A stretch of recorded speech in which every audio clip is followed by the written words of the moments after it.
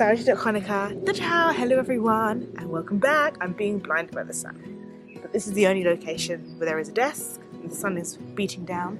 Look at my location. I haven't plugged the mic in. Can you hear me? I'm one with nature. I'm a child of Mother Earth in my Johnny Cash t-shirt, because I do love Johnny Cash. Today's video, I'm talking about things that I wish I knew before moving to Thailand. Yes, I'm not in Thailand right now, but I did live there for a year and I've just come back to the UK. For how long, who knows? I'm gonna do the bads that I wish I knew and then some of the goods, so the surprising things that I was like, oh, this is great. So I thought, you know, let's start with the bad and we can end with some good. The first thing is the traffic. Now, I know rush hour traffic, it's crazy. It is crazy, but Bangkok rush hour traffic is like London traffic on steroids. It's insane. Like, I was just talking to my friend earlier today and she was saying that it took her friend 2 hours to get from Klong Toi to Ramanai. That is a drive that should take maybe, I think, 20 minutes. 2 hours, okay? The amount of times I thought, oh, I could just get a car, it'll be fine. Oh my god, pause. I'm gonna get some sunglasses. They don't look it, but they will very quickly turn dark. The amount of times I was late because I didn't realize the traffic was gonna be so heavy in a car, even on a bike. There was one time I was on a bike and I had this appointment I had to get to. Traffic wouldn't move. I had to get off the bike, pay the guy, run to the BTS and get the BTS instead. It was insane. Keeping on the theme of transport, I want to talk about the difference between transport courtesy here versus there. And this was something that did shock me. So here, on the whole, not everywhere, especially in the underground in London, people are very rude. They will just like push past. It's a whole thing. But on the whole, we tend to wait until someone comes off before we get on. Or if we're going to get off at the next stop, we're not going to start pushing past them until we're like at the stop. Then once we're at the stop, then we're like, oh, excuse me, and then we'll push past, right? But I found in Thailand, like before we've come to the stop, I felt elbows in my back. I felt people like climbing past me to get off, especially when like I was also getting off. I was a bit like, why is everyone pushing past me? I'm also getting off at this stop. I won't be in your way. In terms of transport, because you know, we're still moving, is walking. So this could be because I'm a Londoner, it could be because I'm from like a big city. I'm a quick walker, okay? We walk. We don't like to dilly-dally. If you ask many Londoners, especially, like, what's your biggest pet peeve? It will be tourists. And it won't be just tourists, you know, living their best life, taking pictures of Big Ben. They will say tourists who just don't walk fast. Tourists who just kind of walk slowly and they're in the way. It's crazy because obviously they're not going to walk fast. They've got nowhere to be. They're just enjoying their holiday. But we are so go in the UK. We just want to get there quickly, no matter where it is we're going. We're walking fast.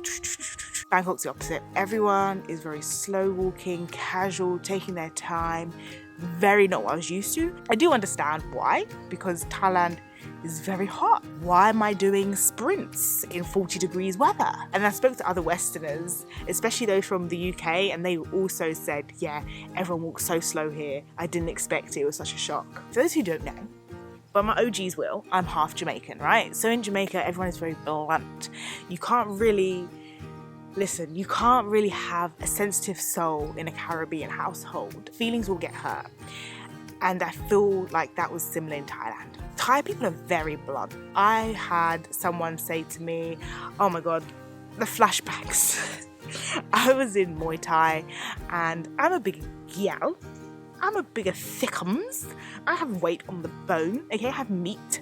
I jiggle in places, but it's a good thing that I'm kind of secure in myself, because I was in a class and one of the teachers came up and like grabbed my stomach and was basically like, fat. You need to lose weight. You're fat. Obviously not in those words, but I was like, damn, critical damage. It's not malicious. It's not meant in a rude way, horrible way, as far as I'm aware anyway. It's just their culture. It's just how they speak. It's similar to Jamaica, like I said. They're very blunt there as well. I mean, I've been to Jamaican family said, oh, you're fatter since the last time I saw you. I'm like, thank you. Hello to you too. I had to relocate because I was informed that the flowers next to me were potentially harmful to the skin. Scary. So then the next thing on my list is, and I don't know if I've spoken, I've hinted at this, I've made comments about this in videos, but I've not really sat down and spoken about it, and that is double pricing. Double pricing is so real in Thailand, you will not believe. Like, I didn't expect it, and I think it's because in the UK we have so many laws against double pricing, against treating like nationals and non-nationals differently, against all of that, that I've never really encountered that before. So for example, if you go to one of our palaces, or if you go to one of our castles or other heritage sites, the price is the price, okay? There's no British price and foreigner price or European price. There's none of that. The price is the price. In Thailand, it's very, very different. You have the Thai price and the foreign price. I'm in two minds about, I think if you're a tourist, it makes sense. Okay, sure. It's another way for them to generate income. That makes sense to me. I think if someone who lives in Thailand, works or whatever, then if they're having to pay the foreign price, I think it's a little bit unfair. If they're paying their taxes in accordance with the law and all of that, but they're still having to pay foreign prices out and about, I do think there's a bit of unfairness there. Some people will disagree, some people will agree. It is what it is. We're not going to change it. So there are two layers to the double pricing. The first layer is what I just mentioned, it's like the public or the sort of government-run places. And then the other is the restaurants, the taxis and all of that. So I went to a restaurant, I can't remember if I've told this story on the channel. I went to a restaurant with one of my Thai friends, and they gave him a Thai menu and me an English menu. English speaking. The menu speaks to us, an English language menu.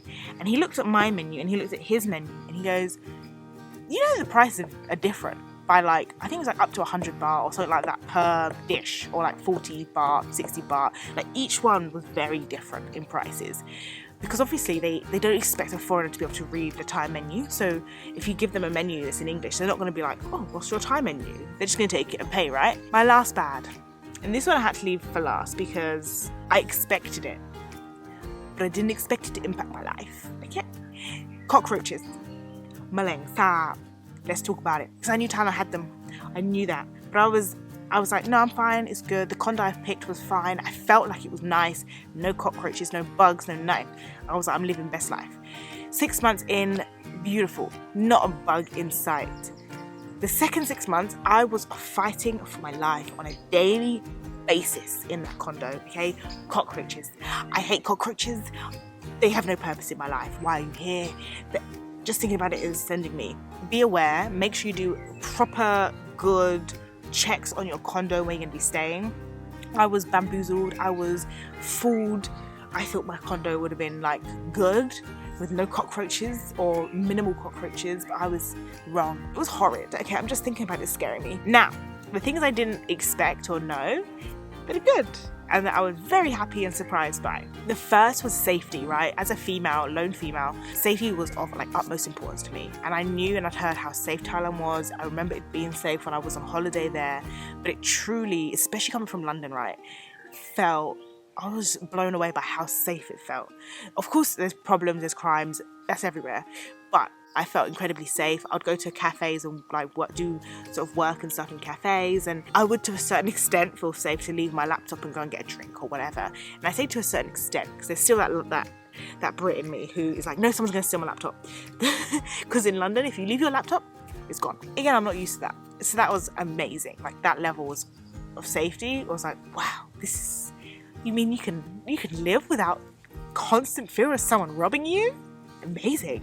One thing that I definitely didn't expect was how easy it is to make friends in Thailand or in Bangkok. I don't want to speak for the whole of Thailand. I think because it is in the foreigner community a very transient place. So people are very like open and like, oh, hi, what are you doing here? How long have you been here? So it was very easy to make friends and connections. Also in the Thai space, I think, especially because speaking Thai, I was able to make quite a few Thai friends just randomly. For example, in the UK, I would go to classes every single day and would not come out with a friend. I would go to a class in Thailand once and come out with a friend. It's crazy how just different it is. And that is one of my favorite things about the country and the people. It's just such a different vibe. And then my final one links to that is that Thailand is such a beautiful, welcoming, accommodating, friendly place. And like I said, I did have the notion that it was like that, and I knew that it was really nice, and I knew that Thai people were really nice. I mean, they're famous for that, right? Again, most, not all, but I really was not prepared for just what that meant. I was not prepared for how far willing people will go to help you. I was not prepared for how much people genuinely can care for a near stranger. Like, that really blew my mind. I really missed that element. I really enjoyed that. Like, for example, here as in UK, in the Western world, we're very individualistic, right? We think about ourselves, and if we're not thinking about ourselves, it'll be our immediate family.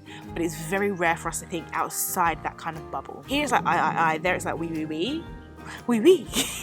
bonjour. So those were the things that I wish I kind of knew, or things that I can't remember what the title of the video is. Things I didn't expect, that was it. Things I didn't expect, the good and the bad. Drop in the comments if any of these surprised you, if there was anything that you didn't expect. Also, I'm trying to share like all my sort of tips and things I learned while I was away. I will be making a video about budgets, so I'm going to be making a video about how much I spent for the year, what my money went on, what I wish I spent less on or spent more on, that sort of stuff, so you can get an idea of that. So I know there are some of my followers who are planning to move or going to be moving soon, so I'm trying to make videos that will help that transition. So if there's anything that you want me to make and I haven't already made, put it down below. And if there's a video about moving to Thailand that's not about the money side of it, put that down below, and we'll make a video about that if I have tips to share. Please do press the like, the share and subscribe. Tell your friends, tell your family. Make sure you hit the bell to be notified when more videos coming out. I'm kicking back up into my uploading, making more videos again, because I had taken a break, but like I said, more content is coming. I hope you stay around. And yeah, that's the end of me in nature, in Mother Nature, my Johnny Cash. So that is the end. Only thing left to say is have a very, very blessed day. And until next time, Salut Konaka, Zajien, goodbye everyone.